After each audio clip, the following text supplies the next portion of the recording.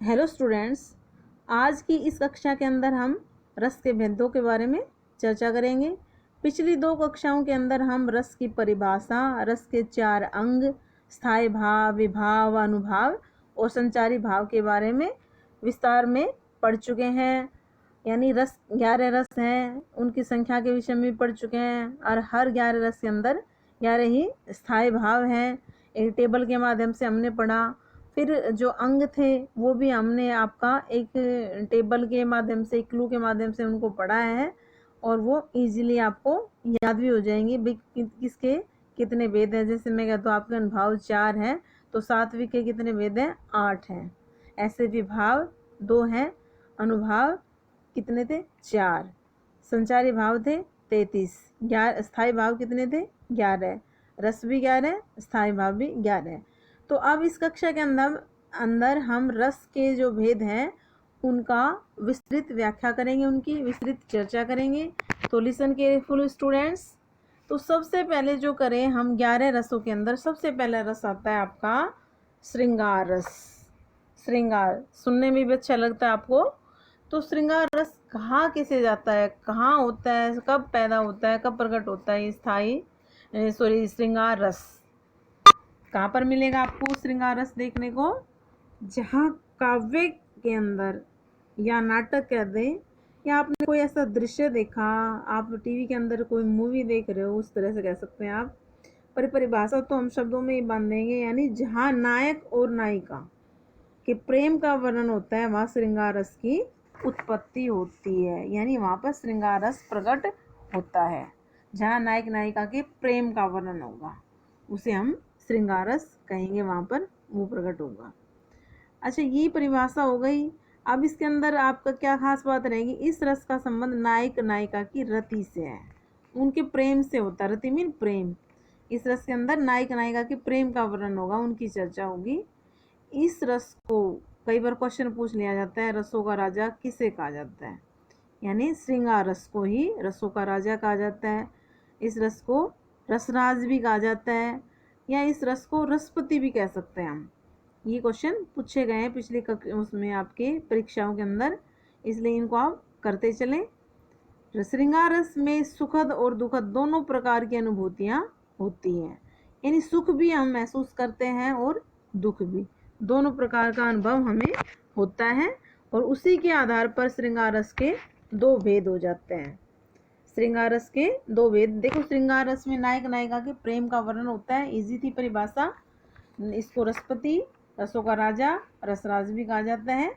और दोनों प्रकार की अनुभूतियाँ इसमें हम महसूस करते हैं, अनुभूत करते हैं। उसके आधार पर पहला जो है श्रृंगार रस के 2 भेद हैं, उसमें पहला भेद क्या है? संयोग श्रृंगार। संयोग श्रृंगार। अब संयोग श्रृंगार कहाँ किसे जाता है? देखो, संयोग नाम से ही पता लग रहा है। संयोग श्रृंगार जहाँ काव्य के अंदर नायक नायिका के मिलन व प्रेम का वर्णन किया जाता है उसे कहा जाता है आपका संयोग श्रृंगार। यानी देखो, श्रृंगार रस में क्या था? नायक नायिका के प्रेम का वर्णन था। इसमें थोड़ा सा हमने चेंजमेंट कर दिया। संयोग श्रृंगार किसे कहा? जहाँ नायक नायिका के प्रेम का वर्णन होगा वहाँ आपका कौन सा रस होगा? संयोग श्रृंगार। मिलन और प्रेम का, वहाँ संयोग श्रृंगार हो जाएगा। उदाहरण के माध्यम से हम इसको क्लियर करेंगे। एक जंगल है तेरी आंखों में, मैं जहाँ रहा भूल जाता हूँ। तू किसी रेल सी गुजरती है, मैं किसी पुल सा थरथराता हूँ। देखो, कवि की कल्पना है यहाँ पर। उसने यहाँ भी बड़ा सुंदर प्रेम का ही वर्णन कर दिया। एक नायिका का वर्णन कर रहे हैं कि एक जंगल है तेरी आंखों में। यानी नायिका की जो आंखें हैं वो बड़ी गहरी हैं। उसमें नायक को क्या नजर आ रहा है? जंगल नजर आ रहा है। यानी जंगल में जो खोज है, मैं जहाँ राह भूल जाता हूँ। जैसे घने जंगल में चले जाए और राह भूल जाए, उसी तरह नायिका की सुंदर आंखों का कवि ने वर्णन कर दिया, जहाँ नायक राह भूल जाए नहीं और कोई उस चीज को उसको नजर ही ना आए। और जब वो वहां से गुजरती हैं नायिका, तो ऐसा लगता है कि कोई रेल चली गई हो बड़ी तेज। वहाँ उसको झंझनाहट महसूस होती है। और मैं किसी पुल सा थरथरा, तो मानो मैं एक पुल हूँ, नायक महसूस कर रहा है। और पुल से जैसे पटरी गुजरे तो वहाँ थरथराहट होगी, उसी प्रकार उसकी आंखों में वो डूब जाता है, खो जाता है। तो यहाँ पर नायिका के सौंदर्य का वर्णन हो रहा है, तो श्रृंगार रस प्रकट हो रहा है, संयोग श्रृंगार। क्योंकि यहाँ पर देखो सुंदरता का वर्णन है, एक तो मिलन, ध्यान रखें आप, नायक नायिका का मिलन होगा या फिर कोई सुंदर वर्णन होगा उसमें। फिर माता पिता का तो छोड़ दें आप, और भक्त का भगवान के प्रति प्रेम छोड़ दें, बाकी प्रेम किसी का मिलेगा वहां पर आपका संयोग श्रृंगार ही हम देखेंगे। तो संयोग श्रृंगार के अंतर्गत प्रेम का वर्णन ही मिलेगा। नेक्स्ट एग्जाम्पल देखें। कहत नटत रीझत खीजत मिलत खिलत लजयात, भरे भोन में करत है नैनन ही सो बात।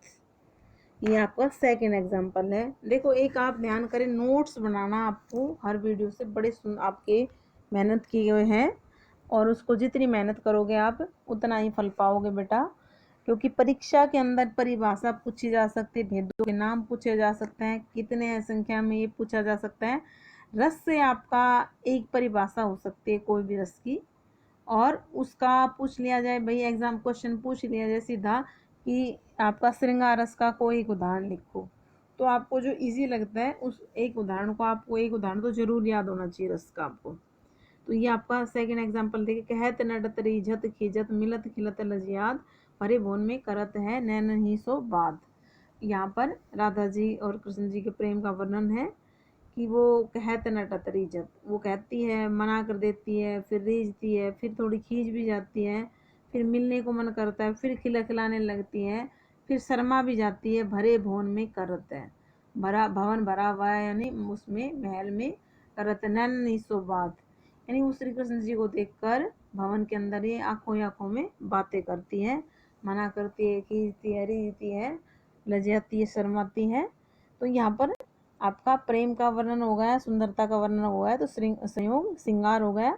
एक और एग्जाम्पल देख लें। हंसने लगे तब हरि आहा, पूर्णेंदु सा मुख खिल गया, यानी जब श्री कृष्ण जी ने या कहें आपका राधा जी को देखा तो वो हंसने लगे और उनके मुंह से आ निकला पूर्णेंदु, यानी ऐसा लग रहा था, उनकी सुंदरता का वर्णन हो गया कि मानो पूरा चांद खिल उठाओ।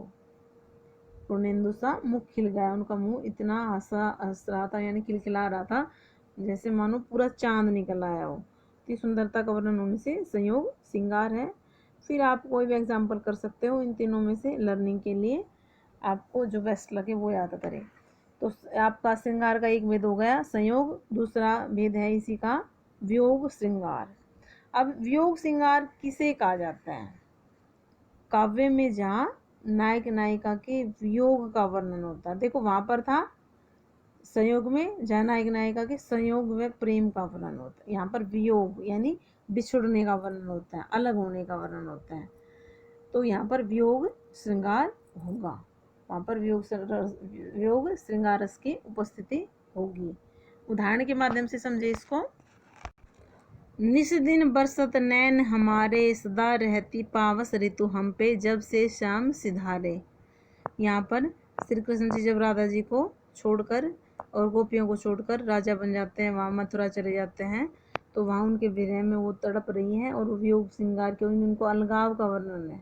निस्दिन यानी श्री कृष्ण जी को याद कर करके उनकी आंखों से दिन रात आंसू बह रहे हैं, और ऐसा लग रहा है मानो पावस ऋतु आ गई है, यानी वर्षा ऋतु आ गई है, उनकी आंखों से ऐसे आंसू बह रहे हैं। जब से श्याम सिधारे, जब से उनको शाम छोड़ कर गए हैं। तो यहाँ पर प्रेम का वर्णन है, हालांकि बिछड़ने का है, तो वियोग श्रृंगार हो गया क्योंकि गोपियाँ उनसे अलग हो गई हैं। अब देखो आपने पहला ही पढ़ा था बेटा, आपकी पहली कविता सूरदास के पद, वहाँ पर आपका वियोग श्रृंगार है कविता के अंदर, क्योंकि वहाँ पर भी श्री कृष्ण जी चले गए, भ्रमर गीत से ले रखा है वो आपका, उन गोपियों को छोड़कर मथुरा जा चुके हैं, तो वहाँ पर वो भी उनके विरह में तड़प रही है बिछड़ने से। तो वहाँ गोपियों का इसमें वहीं से एग्जाम्पल है ये। अवधि आधार आस आमन की, तन मन बिथा सही, अब इन जोग संदेश नि सुनी सुनी, विरही बिरहनी विरह दही, यानी उनके आने की अवधि को आधार बनाकर वो अभी तक जी रही थी, ये सारी व्यथा सहन करी थी, पीड़ा तन से भी और मन से, और ये अभी संदेश को सुनकर उनकी विरह जो है अग्नि और ज़्यादा बढ़ गई है। तो यहाँ पर वियोग श्रृंगार हो गया। वहीं पर अर्थ मन की मन ही मांझ रही, उनकी बात गोपियाँ कह रही हमारी मन की बात मन में ही रह गई, यानी हम श्री कृष्ण जी को कह ही नहीं पाए जो कहना चाहते थे। तो यहाँ भी वियोग श्रृंगार हो गया। और भी कह सकते हैं भाई, अखियाँ हरि दर्शन की भूखी, कैसे रहे रूप रस राची, ए बत्तियां सुन रूखी। अब यानी उनकी आंखें श्री कृष्ण जी के दर्शन के लिए भूखी हैं। कब उनका रस रूप जो है देखने को उनको मिलेगा, रूप सुंदरी का वो दीदार कर पाएंगी। ये बत्तियां सुन रूखी, यानी ये बातें अब उनको रूखी लग रही है उनके बगैर भी, उनका जो बातें कर रही है श्री कृष्ण जी के बगैर। तो वियोग श्रृंगार होगा। जहाँ पर भी बेटा गोपियों का बिछड़ने का वर्णन मिलेगा, वहाँ पर आपका वियोग श्रृंगार ही मिलता है, क्योंकि वो श्री कृष्ण जी से प्रेम करती थी। तो ये आपका हो गया। अगला दूसरा रस है बेटा आपका हास्य रस।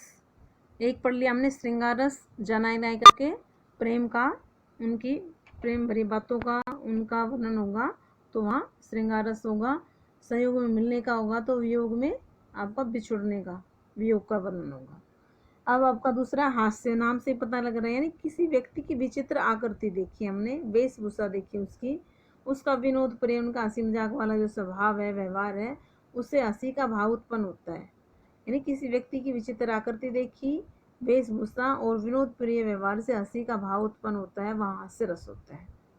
हमने कोई ऐसा व्यक्ति देखा जिसको देखते ही हम हंसी ना रोक पाए, कईयों ने ऐसे ड्रेसअप कर रखा हो तो भाई क्या उठपटांग पहन रखा है, कईयों का मजाकिया स्वभाव होता है, उसकी बातें सुन सुनकर उसके व्यवहार से ही हंसी आ जाती है, तो वहाँ हास्य रस प्रकट होता है।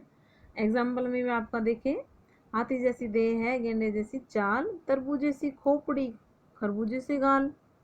यहाँ पर पता लग गया होगा आपको, हंसी आई होगी बेटा, कि एक आदमी जिसका हाथी जैसा विशाल शरीर है और जिसकी चाल ऐसे लग रही जैसे गेंडा चल रहा हो, तरबूजे जैसी खोपड़ी यानी बड़ी मोटी है उसकी जो सिर है वो, और गाल भी खरबूजे की तरह लटके हुए, यानी ऐसा आदमी हम देखेंगे तो हमें हंसी रोक ही नहीं पाएंगे हम उसको।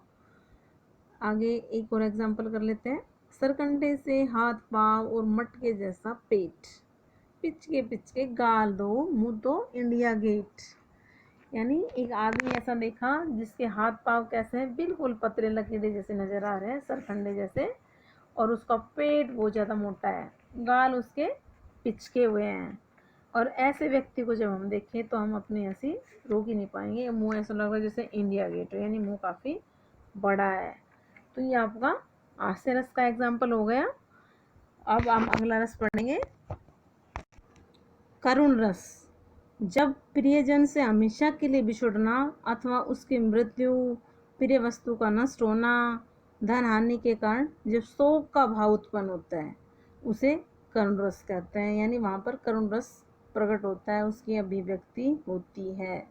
अब यहाँ पर थोड़ा सा दिमाग में आप सेट कर लें, एक होता है वियोग श्रृंगार, अभी हमने पढ़ा था, यानी नायक नायिका के बिछुड़ने का, या कह सकते हैं किसी का अपने प्रिय से अलग होना भी वैसे हो सकता है, नायक नायिका भी हो सकता है, माता का पिता से भी हो सकता है।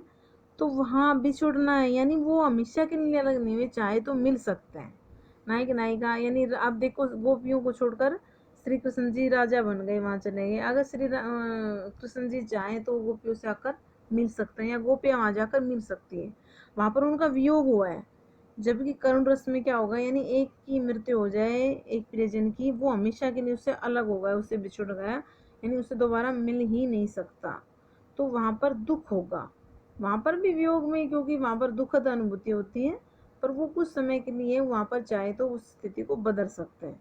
जबकि करुण रस में क्या होता है, वहाँ पर हम उस सिचुएशन को बदल नहीं सकते, यानी जब किसी प्रियजन हमेशा के लिए बिछुड़ जाए या उसकी मृत्यु हो जाए, यानी वो ऐसा हो सकता है कि विदेश में चला गया, परमानेंट अब लौट कर ही नहीं आएगा, ऐसी स्थिति भी हो सकती है, या कोई किसी की प्रिय वस्तु नष्ट हो जाए, कोई आपका नुकसान हो जाए, इस तरह की चीज़ें हो जाए, तो जब शोक का भाव यानी दुख का भाव जब मन में उत्पन्न होगा, तो वहाँ पर करुण रस की निष्पत्ति होगी, करुण रस वहाँ प्रकट होगा।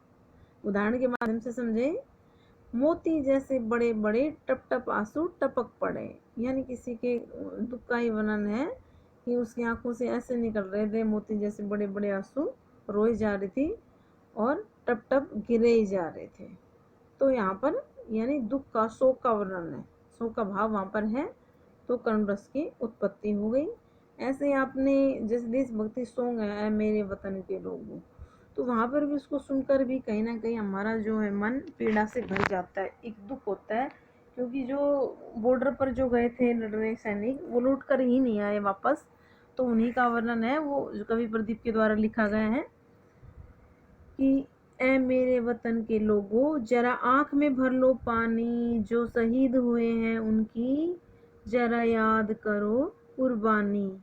ही मेरे लोग वतन के लोगों, यानी उनको याद करके अपनी आंखों में पानी आ जाएगा, भर लो। वैसे कवि संबोधित कर रहा था जो शहीद हुए हैं, जो लौट के घर ना आए, जरा याद करो कुर्बानी। काफी बड़ा गीत है ये, तो इसे करुण रस से युक्त है ये गीत, तो यहाँ पर करुण रस की निष्पत्ति हो जाएगी।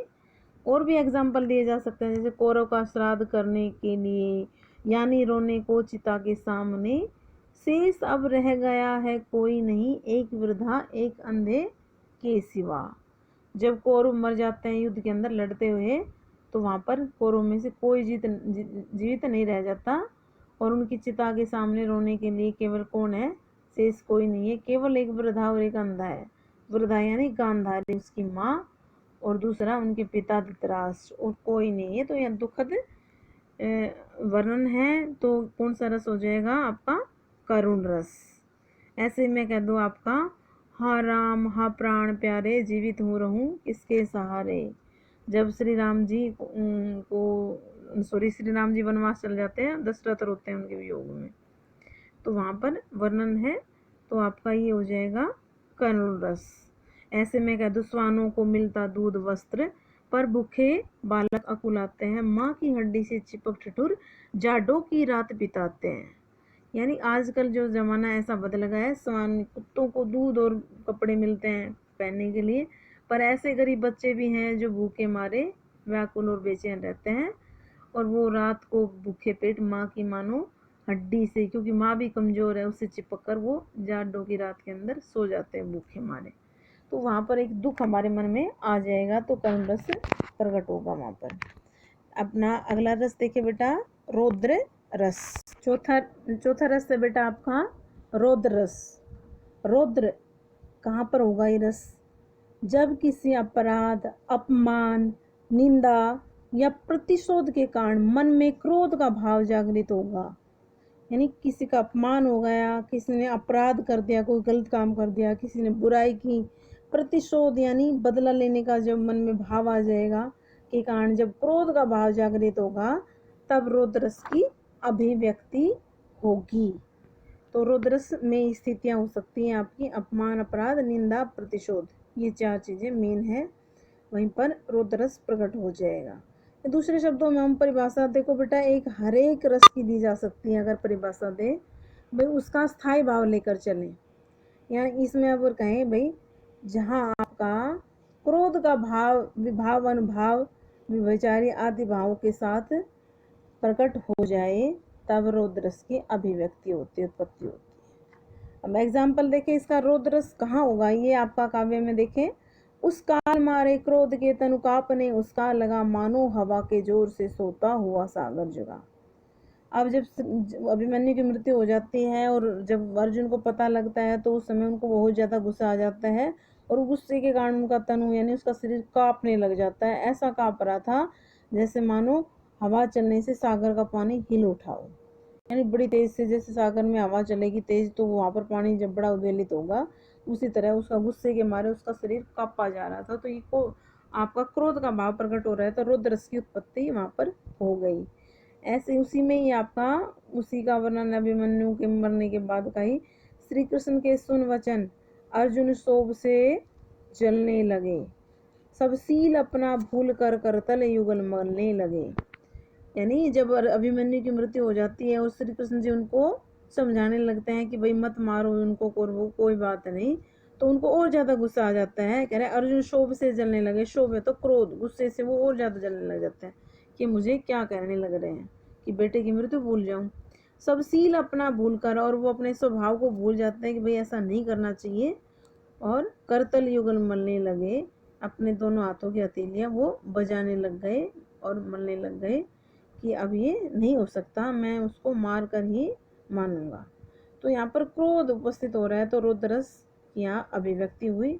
ऐसे हम और भी कह सकते हैं, जैसे आपने सेकंड आपने पढ़ी है तुलसीदास जी की कविता राम लक्ष्मण परशुराम जी, तो वहाँ पर जब बोलते हैं उनको गुस्सा आता है, परशुराम जी के जो भी संवाद है वहाँ पर वो आपके इसका रुद्रस्थी है वहां पर। वो कहता है, हे नृप बाल काल बस बोलत तो ही समार, तो ही न समार, दोनों सम त्रिपुरारी धनु विदत सकल संसार। वहां पर पंक्ति कोई भी उठाई जा सकती है माँ कविता से, कि तुम संभल कर नहीं बोल रहे मृत्यु के वसीभूत होकर। तुम इस ये जो धनुष है शिव जी का, ये छोटी दुनिया लग रही है, ये इसके बारे में तो सारा संसार जानता है। तो वहां पर क्रोध उनको आ रहा है, तो ये रुद्रस हो जाएगा। ये आपके बेटा इस वीडियो के अंदर हमने इस कक्षा में 4 रस पढ़ लिए हैं। अगली वीडियो में अगले रस पढ़ेंगे, तो आप हर रस की गहनता से आप उसको समझें, उसकी स्टडी करें गहनता से, और तभी आप उसको समझ पाएंगे। कोई भी डिफिकल्टी लगती है आप मेरे से पूछ सकते हो, किसी प्रकार की कठिनाई आपके सामने आती है तो। धन्यवाद बेटा।